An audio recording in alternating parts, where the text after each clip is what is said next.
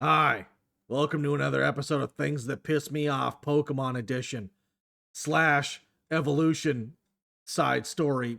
It's about Bisharp. Now, I love Bisharp. I think it's a badass Pokemon. It's basically a walking samurai. Essentially, that's what the uh what's a word? The design is basically. I mean, even the name Pawniard is supposed to be a pawn. Obviously, it's a little soldier.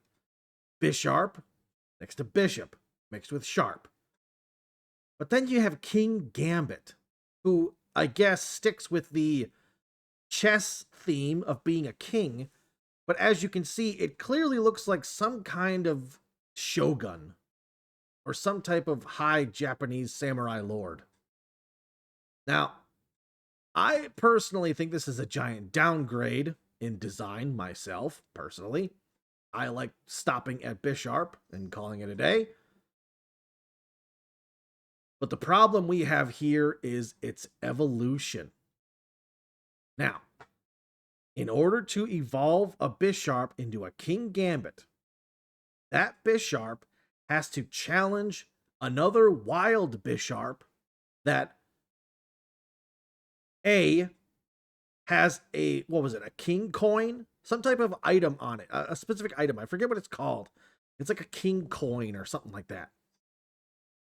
Stipulation number 2, it has to be leading a group of Pawniards. So if you find a Bisharp just out in the wild by itself, that means it doesn't have a king coin. Okay? You can only find those on Bisharps that are leading a group of Pawniard. So, you're walking along the woods. You see a Bisharp standing there, and you see 6 to 7 Pawniards around it. Okay? Step 2, or let's say step 1, has been established. Now, does the enemy Bisharp have a king coin? If it doesn't, all right, you're on to the next group because this is a waste. So not only does this evolution have 2 steps, you have to do this multiple times. I forget the number, but you have to collect a certain amount of king coins on this Bisharp in order to do this. The idea is that 2 Bisharps duel, and the one that wins and has his reputation go up in front of the Pawniards becomes the new lord. Basically, it's the I challenge your dojo, and if I win, I become the new instructor kind of thing. But here's the issue. There's at least 3 issues I can see with this. 1, why is a Bisharp leading a bunch of Pawniard? Okay? They see the Bisharp as a superior fighter, a superior strength. It's basically the alpha of the group, okay? So if another Bisharp comes along and beats it, why doesn't it evolve right there? Because it just proved it's the new boss. It beat the boss. So now it's the new boss. Why does it have to do this multiple times? I get the idea. Essentially, what it is think of it like this. You have your Bisharp, and you have, let's say, 5 groups of other Bisharps and their Pawniards. Your Bisharp challenges 1, 2, 3, and those 3 groups of Pawniards will rally behind him and follow their new leader. And then he beats 4 and 5, and suddenly he's amassed a massive tribe. He's defeated all rivals, and he has earned himself the spot as king. Right, cool. That sounds epic. How does it know? How does the evolution know when this happens? The more I think about this in other evolutions, the more I have to find myself questioning whether or not it's a mental mechanic.